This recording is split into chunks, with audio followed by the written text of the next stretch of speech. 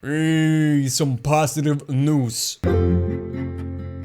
Before we start discussing the news, etc., I want to thank my consistent supporters. Deck Gang, really, thank y'all. I don't want to jinx it since I've heard that analytics revenue reports have been inaccurate for some YouTubers recently, but it looks like we might be good this month. Now, I know it's annoying when people ask for support at the beginning of the video, but statistically, it works. It does kind of make a difference. That's just how YouTube works. So, if you've been here for a while and you enjoy my content, hit that like, comment, of course, if you enjoyed this video. These things really help. I'm trying to get Cyberpunk with the help of a friend, and it'll be thanks to you. And also, we're nearing 30k in the Deck Gang. So if you've been lurking, why not sub with all notifications? I'm talking all notifications. Otherwise, you'll miss my streams and double uploads, apparently. I can't get, yeah, it does, yeah, back in the day when, yeah, it would just work when people sub, but hey, we're here. But with that being said, I don't usually do these long intros, but thank you for the support. Anyways, you saw the title, all sources to this news down below. First, we're gonna go over the news real quick, then I'm gonna give you my thoughts and reflect. As always, comment your thoughts and discuss with each other in the civil way down below. Sony Interactive Entertainment CEO Jim Ryan has said that the backlash surrounding The Last of Us Part 2 will not deter the company from crafting diverse experiences, and he's proud of what Naughty Dog's accomplished. In an interview with GQ Magazine UK, Ryan was asked how Sony responded to the backlash internally, in response to which he suggested that the developers weren't unduly bothered by that stuff, minus the death threats, of course. So this, I found out about this from PlayStation Lifestyle. That's what I'm reading from. So, you know, link to that and link to the full GQ article down below. But yeah, credits where credits due. I found out about this on PlayStation Lifestyle. This news went under my radar for a little while. I'm going solo dolo now. You know, the leaks are over. I don't have, yeah. Anyways, another quote he says, Jim Ryan, yeah. I met Neil last year and congratulated him on his art and his storytelling. Neil, I'm not laughing at what Jim said. It's just that, yeah, Neil's a big boy. That's a big boy. As am I. I don't think either of us would allow ourselves to be unduly bothered by that stuff. Neil knows he makes great art. He knows that he successfully broached topics that have never been addressed in a mature manner in any video game ever before. Never before? Well, I think that it's an outstanding thing, and I'm very proud that the PlayStation is the platform in which that happened. The rest of the toxicity you just have to take in your stride and just move on. In the same interview, Ryan said that Sony has been working hard to ensure that it offers diversity in its video games and has been employing individuals from diverse backgrounds as well. We're working harder than we ever have to ensure that we have as diverse a working population as we possibly can, and that we behave with that right respect towards each other. I think that's premeditated down to the studios and is resulting in a greater number of female protagonists as well as Miles Morales, but it's not management by diktat. With Miles, that's probably been about 3 years in the making. So I'm not saying there's gonna be, okay, so there might be videos about this saying that they're talking about, you know, non-toxic criticism, you know, valid, genuine criticism. Well, valid, genuine, it's subjective to what is valid criticism and stuff like that. I have what I think are my valid criticisms about the game. I think that it could have been, yeah, they could have done it in a less divisive way. No matter what, there was gonna be a divide due to what the story was trying to do. You know what I'm talking about in the beginning, but I think that if you did it a little bit, yeah, not so early in the game, build up, relax, Joel.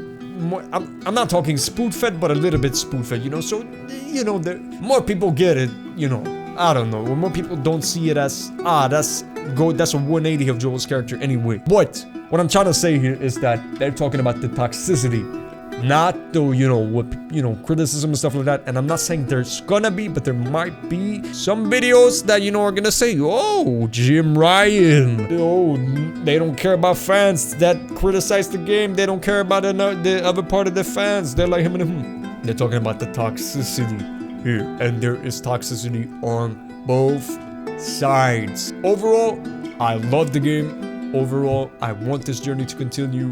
Definitely TLOU free. Definitely, this is one of the best games I've ever played, even though I had my issues with it. Is it a masterpiece in my opinion? Flawed masterpiece? Nah, masterpiece is flawed. Masterpiece shouldn't be flawed, maybe. I don't know. What year? My thoughts about this too is like, they don't need to add this, but maybe it would have saved them some potential outrage. You know, if they added in the interview or whatever, or GQ, or maybe Jim said like, toxicity is different from criticism, or, you know, non-toxic criticism. I don't think they needed to add that, but it could have saved them some potential, you know, people trying to twist what they're saying into saying that they're not listening to criticism. No, they're talking about toxicity. Yeah. Neil has said that we do listen and digest to criticism. He also said that, you know, he values his own team, and I don't see anything rude in that. You know, some people are fuming at Neil because he said this in a kind of funny thing LinkedIn. I'm rambling now. No, but there's just so much that I was not prepared for the reaction to the making of this game, to how this game has been received, and it's been a huge learning growth for me. And all I'll say is, at the end of the day, to all our critics, we listen to that stuff and we digest a lot of it, but you're way less important. And some of you are not important at all when you're kind of shout and threaten and doing all that stuff. It's laughable.